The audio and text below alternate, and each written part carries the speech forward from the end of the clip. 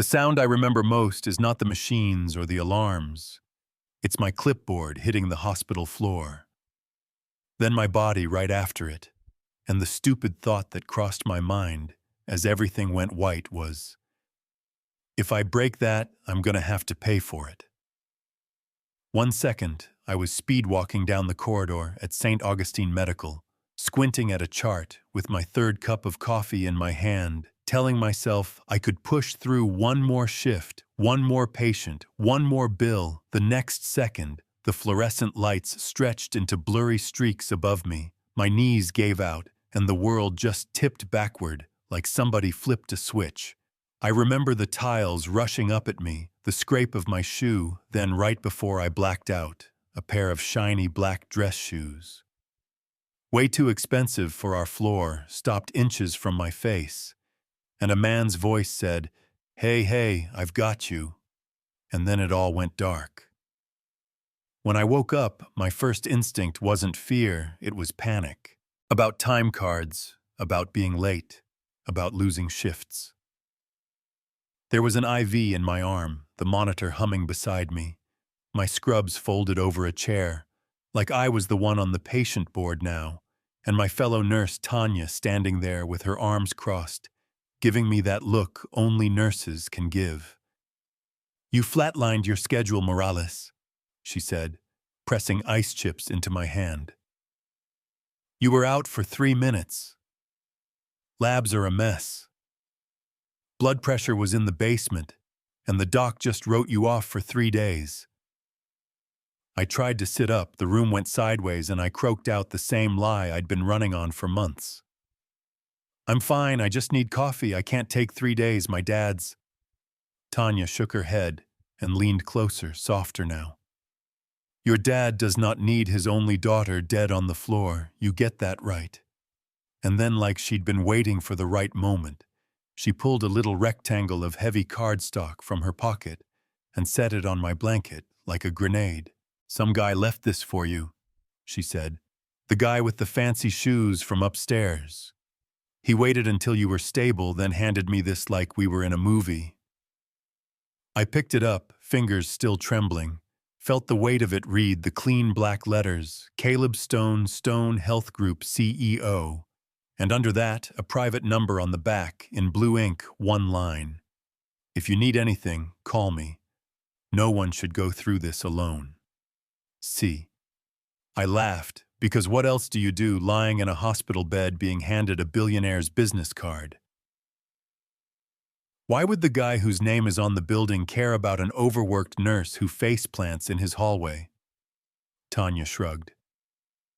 Maybe his conscience grew a heart. "I don't know, but you look like you're drowning, and whatever pride you think you're holding on to is not going to pay for your dad's chemo. Just saying, you know what I mean." I shoved the card in my scrub pocket and promised myself I'd never use it. I'd been raised on, we take care of our own. My dad working double shifts at a mechanic shop so I could go to nursing school, my mom telling me you don't take handouts, you don't owe rich people favors. 3 days later, I walked back into work, sore tired but determined to prove I was fine, made it halfway through my shift, before my supervisor, Mrs. Patel, paged me to her office. If you've ever been called into a tiny office with no window and a file with your name on it, you know that sinking feeling. I sat down, heart pounding, and before she even opened her mouth, I said, "If you're going to fire me because I passed out, can you just push it to next month? My dad has a big treatment coming, and—" She held up a hand, her eyes kind but firm. "Elena, no one is firing you. You're one of my best, but we are cutting your hours back 40 a week, max, no overtime, no doubles doctor's orders. We can't keep enabling you to destroy your health." 40 hours. Most people dream of only working 40. I did the math in my head in 2 seconds. Rent, gas, food, 3-job income instantly cut my dad's next round of treatment sitting on my kitchen table with a number big enough to make me nauseous.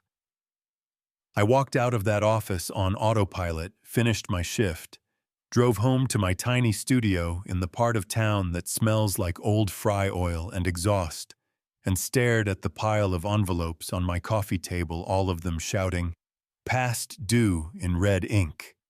Lab bills, radiology bills, pharmacy bills, that massive estimate for the next chemo cycle. The kind of number that doesn't feel real, because you know you will never see that much money in your lifetime. And right in the middle of that paper battlefield sat my phone, and next to it that card. I picked it up, flipped it back and forth, thought about my dad asleep in his hospital bed, with his ball game on low, then thought about my checking account, and the fact that I had exactly $43 to my name until payday, picked up the phone, put it down, picked it up again, stared at the ceiling and muttered, "This is so stupid," and then dialed anyway. It rang once, twice, 3 times, and right when I was about to hang up, a calm voice came on. "This is Caleb. No assistant, no robot menu, just him," and my mouth went dry. Hi, this is Elena Morales. I'm the nurse who tried to turn your hallway into a mattress. The other day you left your card and I—" "Elena," he said like he'd been expecting me. "I'm really glad you called. How are you feeling?" That question hit me sideways because for months no one had really meant it. When they asked, I said the automatic, "I'm okay." And he let the silence sit there for a few beats, then said, "You don't sound okay. Tell me what's really going on." So I did, sitting on my thrift store couch, in a shirt with a salsa stain surrounded by bills. I told this stranger everything about my dad, Miguel, who used to come home smelling like motor oil and cheap cologne. About the day the doctor said stage 3, and the way my dad tried to joke through it, about the insurance that covered just enough to tease us about mopping office floors at midnight and slinging pancakes on Saturdays, about my collapse, the cut hours, the math that never added up, the terror that lived in my chest like its own organ. I expected him to give me a speech, something like, "You're so strong," and "hang in there," but instead he said just as plain as if he were telling me the weather, "Elena, I want to help. Will you let me?" I actually laughed this bitter little sound. "You don't even know me. You know my lab values and the fact that I failed at staying upright. That's about it." He took a breath and his voice shifted. 2 years ago, my wife Naomi died of leukemia. We had the best of everything. Private rooms, top specialists, experimental drugs. And it still wasn't enough. She used to get furious that the family in the next room was fighting the same war with half the resources before she died. She made me promise that if I ever saw a chance to tip the scales for someone like them, I'd take it. When I saw you collapse in that hallway, I saw someone fighting just as hard, working themselves into the ground for someone they love. I can't bring my wife back, but I can keep my promise. Let me take the money part off your back so you can be your dad's daughter again, not just his case manager. And there it was. The thing my pride had been wrestling with every night at 3 in the morning. I stared at the mess on my coffee table, at my hands shaking at that stupid card. And I heard my mom's voice in my head saying, "We don't beg, mija," and my dad's tired. We'll figure it out. And then another voice, my own, finally admitting, "We can't figure this out alone." "Okay," I whispered into the phone. "I'll accept the help." The next morning, his assistant Jenna, called voice efficient but warm, walked me through how they were paying off my dad's entire outstanding balance, how they were pre-authorizing everything going forward, how they'd already faxed orders to transfer his care to their top gastric oncologist, Dr. Kaur, who usually had a 3-month wait, and would now see him next week, when the hospital billing department called to confirm the zero balance. I ugly cried right into the receiver. The poor billing clerk kept asking if I was all right. "I'm better than all right," I hiccuped. "I'm free for the first time in months." The first time I told my dad was in his room on the oncology floor. He had his reading glasses on, that same paperback mystery he'd been pretending to read open in his lap when I finished explaining it. He just sat there for a long minute looking at me, then he said, You're scared this man wants something. And it wasn't a question, I nodded. What if there's a catch? What if he changes his mind? What if he expects something I can't give? My dad squeezed my hand, his skin papery, but his grip still strong. What does your gut say about him? I thought about Caleb's voice, not pitying, not pushy, just steady. My gut says he's real, but my gut's also full of hospital coffee, so I don't know if we trust her. My dad chuckled, then got serious again. Pride is nice when the stakes are low. Mija, right now, the stakes are my life. If this man is honoring his wife's memory by helping, then maybe the right thing to do is say thank you for her and for you. Dr. Kaur turned out to be the kind of doctor you pray for, but never actually expect to get. Blunt, smart, compassionate. She walked us through new options, different chemo combos, a trial drug my dad would qualify for now that the money wasn't the barrier, looked him right in the eyes and said, I can't promise you a cure, but I can tell you there is a real chance for years, not months, if we fight this right. I watched my dad's shoulders lift, like someone had finally taken a backpack off him that he'd forgotten was there. A week later, after his first treatment with the new regimen, I came off a shift and found Caleb sitting at the nurse's station, no entourage, just him, in a navy shirt with the sleeves rolled up, chatting with Tanya like they were old friends. He stood when he saw me, and suddenly I was hyper-aware of the coffee stain on my scrub top. Hey, he said. I was in the building anyway, wanted to see how your dad was doing and check on you if that's okay. We ended up at the coffee shop across the street, tucked into a corner booth. Him with a black coffee, me with a latte and a sandwich he ordered because he knew I hadn't eaten. He asked about my dad, about Dr. Kaur, about how I was sleeping. Then he told me more about Naomi, about how she'd make friends with janitors and cafeteria workers and remember all their kids' names, how she hated the idea of being a VIP patient when the mom in the next room couldn't afford parking, how she'd started the foundation that now had my father's name on a list. Over the next few months, life shifted in ways I'd never planned. My dad's scans slowly showed tumors shrinking. His color came back. We started talking about things like remission instead of time left. I cut back to just the hospital job, Sen. For the first time since nursing school, I signed up for something that was just for me. A watercolor class at the community center. On Wednesday nights, Caleb drifted into our lives, like he'd always been supposed to be there sometimes, bringing coffee to my dad's infusion, sometimes dropping off takeout, when he knew I'd worked late, sometimes with his daughter Sophie in tow. This quiet 12-year-old, with big brown eyes, who carried grief like a backpack, the first time she came to one of our family dinners. At his house, she sat across from my dad and me at their kitchen table, fingers fiddling with the edge of her napkin, and finally blurted, Dad says you saved your dad's life. He says you remind him of Mom. And then turned beet red. I smiled. Your dad saved my dad's life. I just provided the dramatic hallway collapse. She actually laughed at that, and it felt like winning a prize. Not everyone saw it that way, though. One slow night at the hospital, my coworker Kelly leaned over the counter toward me and said, in this half-joking tone that wasn't really a joke, So, how's it feel to have the golden ticket? Morales must be nice having the boss man on speed dial. I froze over my charting. He helped my dad, I said, keeping my voice flat. That's it. She snorted. Sure, until he gets bored and finds another charity case, just don't forget. The rest of us are over here begging for approval on basic equipment while you're out having coffee with the building's name.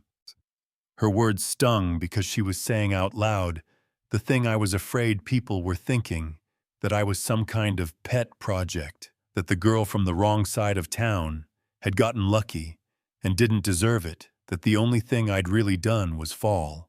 The twist came a few months later when Caleb asked me to meet him at the Stone Foundation office downtown. I walked in nervous, convinced he was going to tell me the money had run out or he was moving. Instead, he led me into a conference room with floor-to-ceiling windows and said, "Elena, we're expanding the foundation right now. We fund research, big grants, all of that.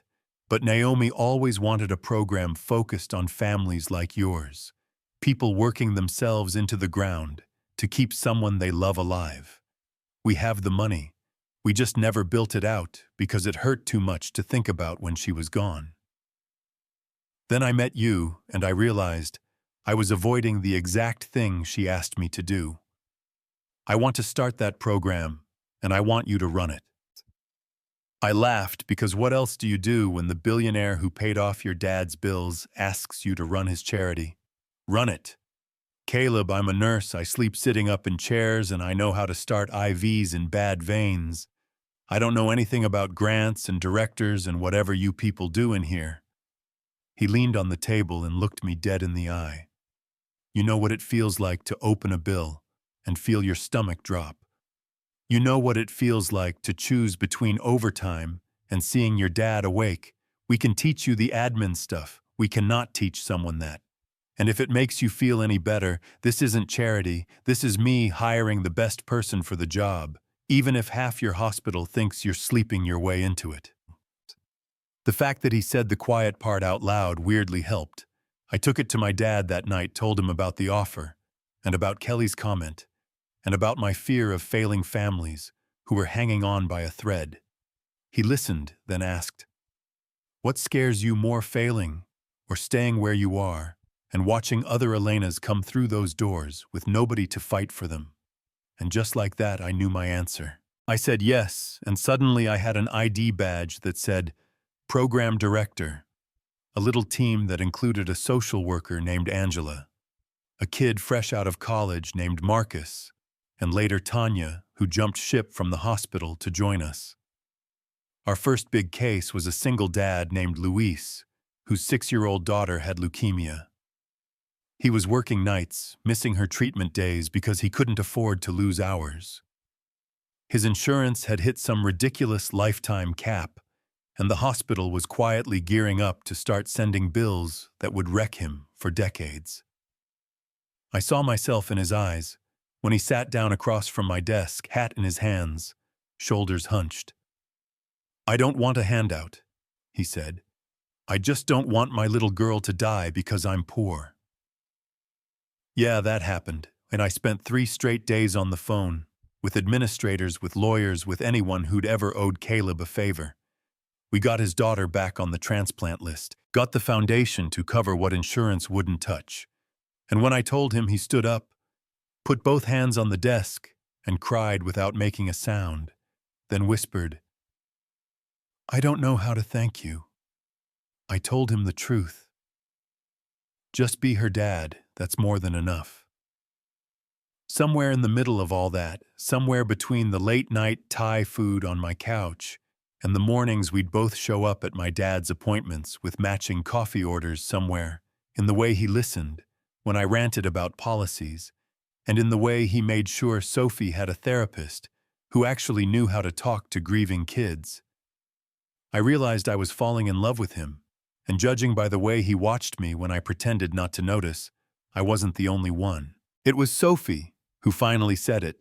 We were in the backyard of Caleb's house one evening, my dad grilling like it was his job.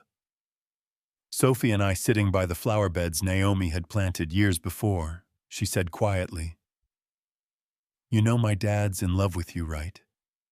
Then immediately stared at the grass. I felt my heart jump into my throat, asked her what she thought about that. She shrugged like she was 40 instead of 12. Mom told me once that if Dad ever fell in love again, she hoped it would be with someone who understood what it's like to be scared all the time but still show up. That's you, also, you bring good snacks. I laughed and cried at the same time. You know how it is when a kid accidentally hits the deepest truth in the room. That night in the kitchen with the dishwasher humming and the house smelling like charcoal and dish soap, Caleb finally said it himself. "I know there's a power imbalance here. I know this is messy, but I can't keep pretending I'm not in love with you. Elena, this isn't about gratitude, if anything. I feel like I owe you. You reminded me how to live, not just work and grieve. My voice shook when I answered. I'm terrified because I'm finally not drowning, and the idea of trusting someone with my heart again is big. But when I'm here with you and Sophie and my dad snoring on your couch, it feels like the first time I can breathe without counting my breaths. So if we do this, we do it slow. Fairy tale, no rescue fantasy. Just two broken people trying again, okay? And he said, okay, and kissed me in the middle of his kitchen, like we had all the time in the world.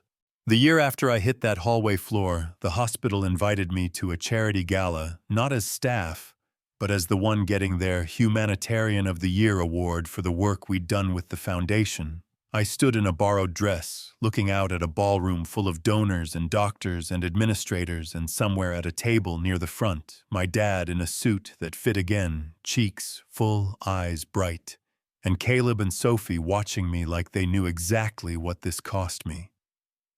I took the mic and told them the truth, that a year earlier I was dying by inches, not from a disease, but from a system that told me my father's life was worth what I could pay. I told them about collapsing in a hallway, about a pair of expensive shoes that didn't keep walking, about how one act of mercy can send ripples into 100 other lives, about how accepting help felt like failure, until I realized it was the bravest thing I'd ever done. I finished with my hands shaking. The room actually quiet. Then the applause hit like a wave. That's when Caleb did the other ridiculous thing. Instead of waiting until we were alone, he walked up on that stage while I was still holding the glass. Trophy took the mic from my hand, smiled at me and then at the crowd. You all know Elena as the director of the Family Care Initiative, he said. I know her as the woman who saved my faith in what this work is supposed to be, and as the woman I love. Then he got down on one knee right there under the chandelier, pulled out a ring, and said, Elena Morales, will you marry me and let me spend the rest of my life making sure you never have to carry any of this alone again? I didn't play it cool. I sobbed and laughed and said yes 3 times before he could even open the ring box. My dad was crying. Sophie was jumping up and down. Tanya was whistling like we were at a football game. And somewhere in the back, I swear, I saw Kelly wipe her eyes and clap. We got married a few months later in Naomi's garden, the one she'd planted behind the house long before any of this happened. Sophie walked down the aisle, tossing flower petals and grinning so wide I thought her face would split. My dad officiated in his best suit, his voice steady as he talked about second chances and stubborn daughters and rich men who decide to actually use their power for something that matters. Caleb promised to love me, to respect my work, to honor my dad as his own, and to never let me hit the floor alone again. I promised to love him and Sophie, to keep telling Naomi's story, to keep fighting for families who shouldn't have to pray for a miracle phone call from a CEO just to get basic care. It sounds like a fairy tale when I lay it out in a straight line like this. Poor nurse collapses, Billionaire catches her, pays off the bills, gives her a job, marries her happily ever after, right? But here's the part that still sits heavy in my chest when the house is quiet and the numbers from other people's bills flash through my head. None of this should depend on a random rich guy happening to notice you at your lowest. My story worked out because someone with money guilt and a promise to his dead wife decided to keep it. There are thousands of other nurses, daughters, sons, partners out there collapsing in hallways, staring at bills, choosing between the light bill and medication, and no one with a black card wanders by at the right time. So yeah, I'm grateful. More than words can say. I'm in love with a good man who kept his word. My dad is in remission. We just moved into a house where the walls don't smell like mold. Sophie calls me mom when she's half asleep and forgets to overthink it. And every day I go to work and try to be the person on the other end of the line that I needed that night. But I'm also angry because my happy ending shouldn't be a plot twist. It should be normal to not go bankrupt trying to keep your father alive. What do you think honestly? Is this the kind of story we should be celebrating? Proof that there are still good billionaires out there? Or is it proof that something is broken when people like me are saved by luck and attention instead of by a system that works? If you were in my shoes, back then, would you have made that call, swallowed your pride, and dialed the number on that card? And if you were in Caleb's position, what would you do with that kind of power? Would you notice the nurse on the floor? Or just step over her and get to your meeting on time? Tell me in the comments whose side you're on. What this story makes you feel. If you've ever been the one who needed help, or the one who could give it hit, like if you listened all the way through, subscribe if you want more real messy stories like this, and share this with someone who's carrying too much on their own shoulders, because sometimes the bravest thing we do is finally admit we can't do it alone.